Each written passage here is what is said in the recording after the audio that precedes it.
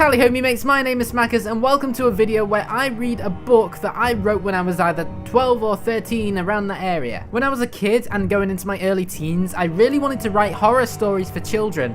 Back in the day, I also used to read these books called Shivers, written by M.D. Spencer. Now, I actually have quite a few of these books, and I used to read them, and I used to want to write books just like this. So what I did was I wrote loads of silly little stories back in the early 2000s, maybe even late 90s, and what I came up with was something I called Scares.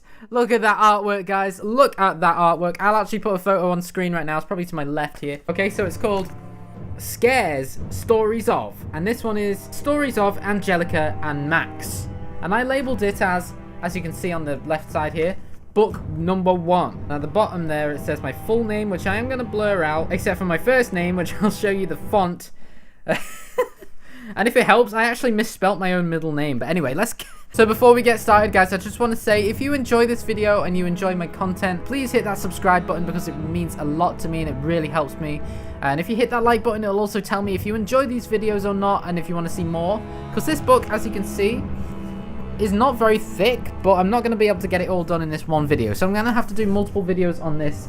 In this, there are 3 different books, sort of sequels to each other. So the first one and then the 2 sequels after that. So we're gonna get into it with page 1. Let's go. Okay, so here we go. The first book is called, and to my left here I'll put the pictures of the book on it. If you can still hear me, that's great. Scares, the Haunted Gas Station. Here we go. Very cheesy already, guys. Chapter 1, The Invitation.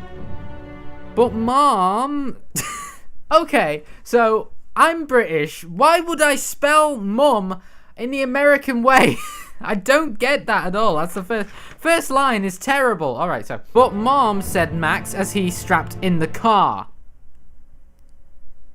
As he strapped in the car. Car with a capital C, by the way. That first line already magnificent. No buts, Max. Just be a good boy and sit in the car seat until we get to France, said Max's mom, Susan. Could I have really picked any more of a basic name choice for each of these characters? Max and Susan so far, and why am I capitalizing the C on car in every single sentence? 13-year-old me was on drugs or something. A little point as well, if these were actually American, you wouldn't be able to drive to France unless you got on a ferry or something, put the car on a boat, a big ferry boat. No, it looks like to me they're just gonna travel to France in a car. They're saying Mom. They're American. What was I thinking? Max is an 8-year-old boy who likes to play with toy cars, but this one was no toy, and he didn't like traveling in it. He has clear ginger hair. Whatever that means. Like, is it clear hair, or like see-through, or is it ginger? Make your mind up, me. A blue shirt with the words cars on it. Wow. He loves cars, but he doesn't like his. So that's twice I've mentioned he doesn't like traveling in real cars. He also wore red and black trousers. The trousers were black with red stripes on. Brilliant attire, red, black and blue all mixed together. Brilliant choice. His shoes were also red. His big sister stared at him idiotically. Look, little brother, said Max's sister Angelica. Just because you don't like France and car travel doesn't mean you have to complain. What, so did I make this guy Max a racist as well if he doesn't like France? And by the way, I remember I modeled Max after me, okay? I used to wear freaking red and black stripy trousers. I used to wear blue shirts. I didn't have cars written on it though, as far as I remember. But obviously I'm ginger as well, so I modeled him after me. All right. Man, my big sister sometimes bugs me, Max thought aloud. Max's big sister Angelica is 15 and a half years old. Her birthday will be next month. It's only July. What does that mean? Her birthday's next month. It's only July. What does that mean, dude? What does that mean? She has long blonde hair with nice curly pigtails. She also wore a sparkly pink shirt with a girl singer on the front with a microphone in her hand. And under the picture was the words Britney Spears rocks. I'm so stereotyping these characters into male. What was I thinking, dude? She also wore long sparkly pink trousers that were a size too big, but she didn't mind it. Okay then, that's... She also wore sparkly pink shoes. Wow, okay, stereotyping the female here just a little bit. She always says, I want to be a singer when I'm older. But Max never thinks she can sing, because the only singing she does is in her room. It's like chalk on a chalkboard. So she can't sing because the only singing she does is in her room? Or she can't sing and she only sings in her room? Which is it? But it does say because the only singing she does is in her room. So that is the reason she can't sing, because it's in her room only. So what, if she comes out of her room, she'll be a magnificent singer? Is that what I'm trying to portray here? They drove on what seemed like hours until they stopped at a gas station. A very large gas station named Gas for All. Wow, I'm even stereotyping the gas station. "Hello, ma'am," said a voice out of nowhere.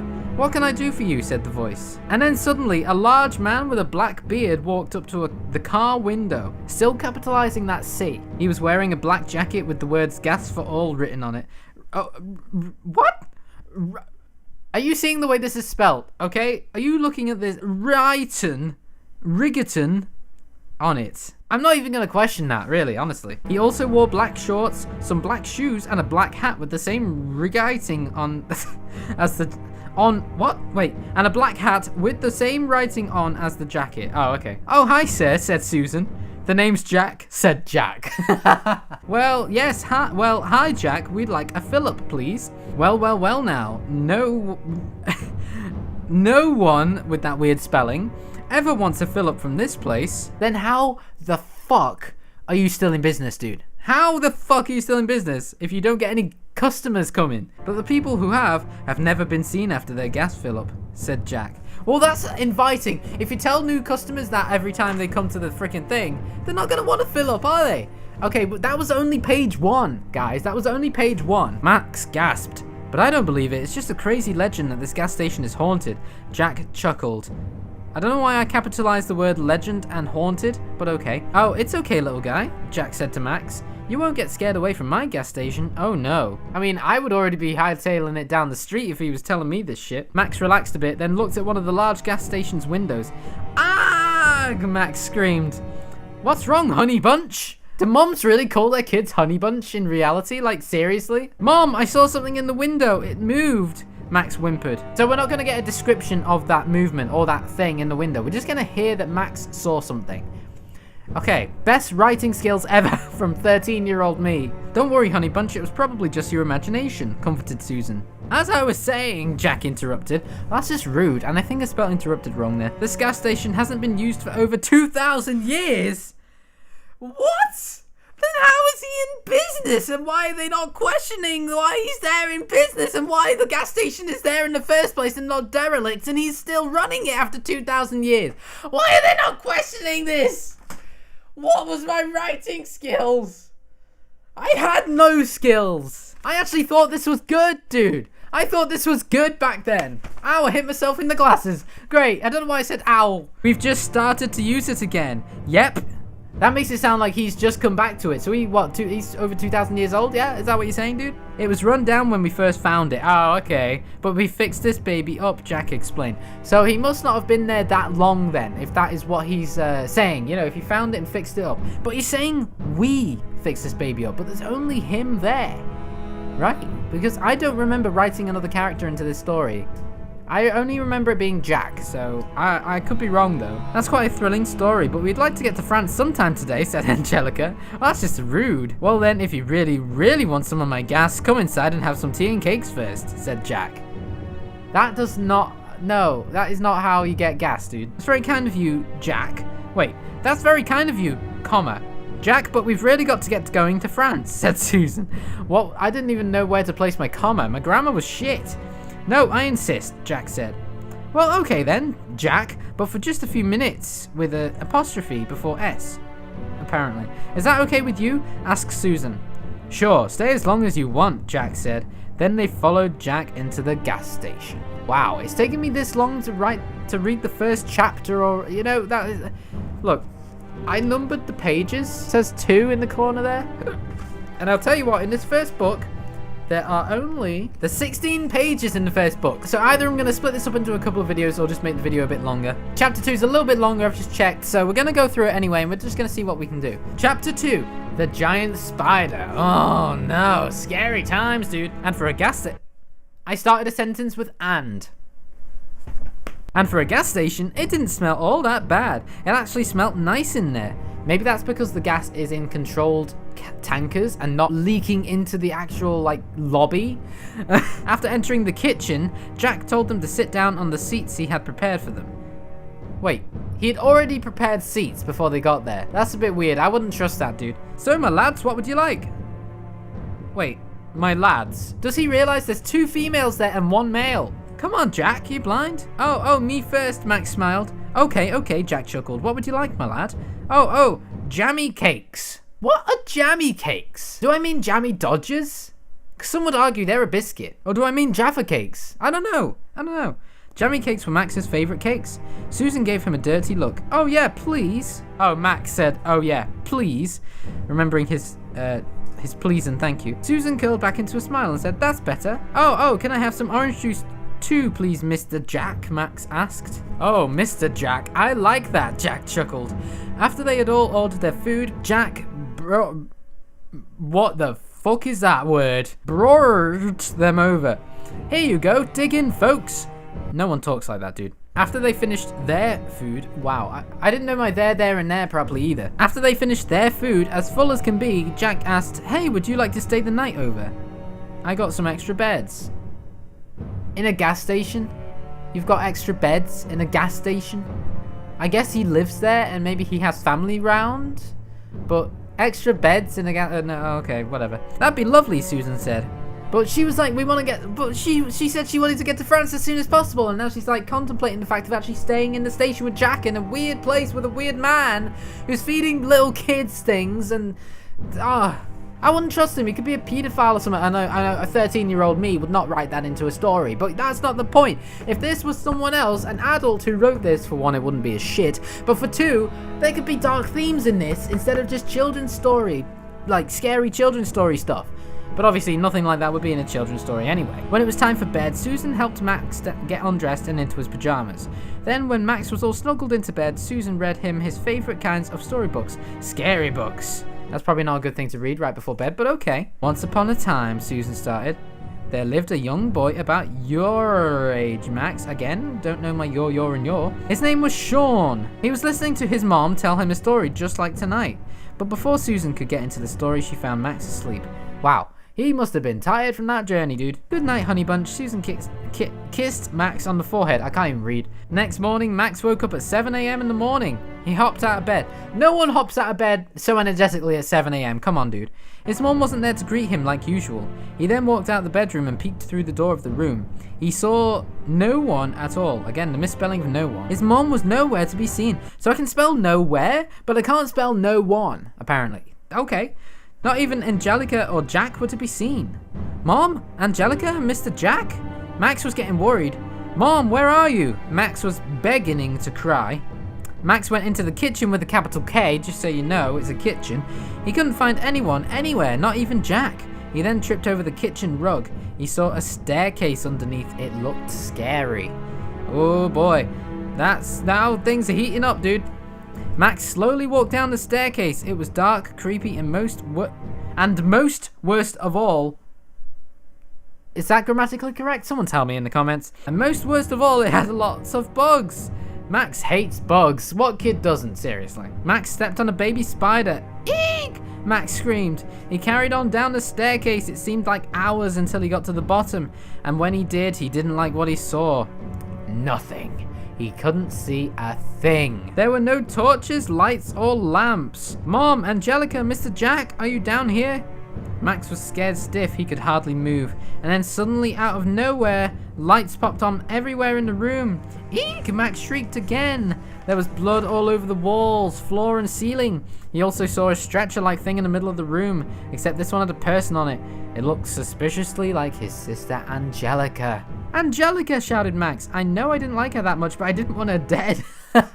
It's alright, Max, Angelica said, getting up. Angelica? Max said, shocked. Yes, it's me. Don't be scared, this is where I was sleeping the whole night. I know it's not very cozy or even very clean, but I had to sleep somewhere. He said he had extra beds. And why would Susan let her daughter sleep in a secret basement underneath a rug in a bloody room with a stretcher-style bed when she probably knew that the rug got pulled over again and the latch probably locked on the hatch? Why would you do that? Why would you let your daughter do that? Have you seen Mom or Mr. Jack anywhere, Angelica? No, I haven't. Jack led Mom into a room, but I can't remember which, and Mom slept in the room, but I can't remember which one it was or where it was. You had to say that twice, huh? I don't even know where Jack's room is, Angelica said. Shouldn't Jack have given them a tour of the place beforehand? Like, the gas station sounds pretty damn big, but you didn't tour it for them. I'm scared, Angelica, Max said. It's okay, little buddy, I'm here now, said Angelica comfortingly. Angelica hugged Max. But I'm a little angry that Jack gave you a nice, cozy, comfortable bed and room and he gave me this dump, Angelica said a little angrily. Sorry, Max said sadly. It's okay, Max. I don't mind it in here that much. Of course, getting eaten by a giant spider will be better, but it has to do.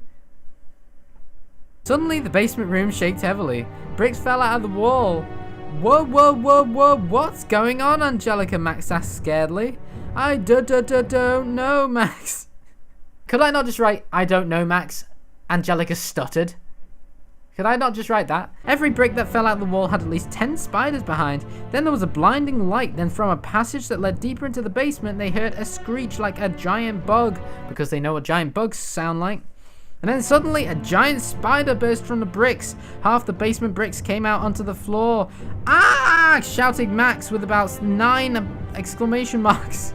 He mostly hated spiders out of all the bugs he had ever seen in his life, which was quite a few. Max, run! Angelica called. They both ran up the staircase, the giant spider still chasing them up. They were getting tired. Angelica tripped over a step. Angelica! Max shouted. He ran over to her and helped her up and started running again. The giant spider was a few feet away from them when suddenly they saw a bright light from above them. The entrance to the basement. Quick, Max! Angelica shouted back at him. Max was slower than Angelica because he had shorter legs. I guess that makes sense in a way. Ah! Max shouted once again, apparently. Angelica made it out of the basement, waiting for Max. Max, hurry! He's right behind you!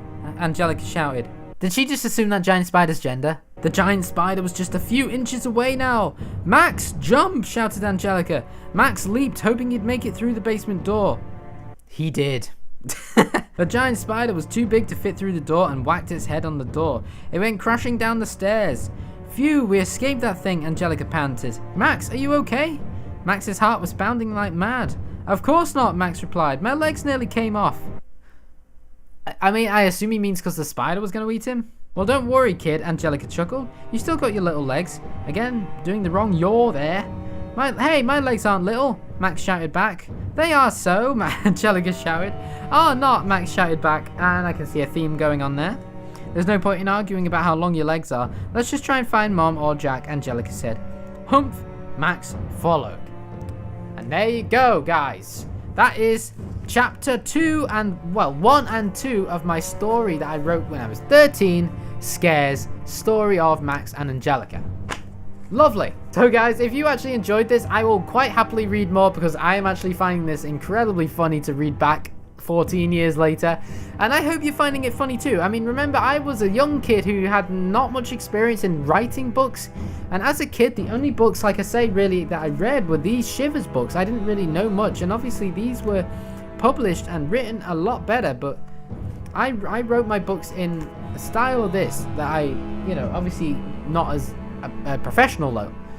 So if you guys enjoyed this, please don't forget to hit that like button. Please write me a comment to let me know what you thought. I'd really appreciate that. And if this video is being premiered right now, thank you to everyone who's there at the premiere right now and who has watched it so far. Or if you've come in halfway through or whatever, thank you very, very much for watching and sticking with it. I know it's a bit of a long video, but if you guys enjoyed this, I will try and cut the next one down and I will do another one. Let me know down below. And I hope to see you in the next video. Don't forget to hit that like button for me to let me know if you enjoyed.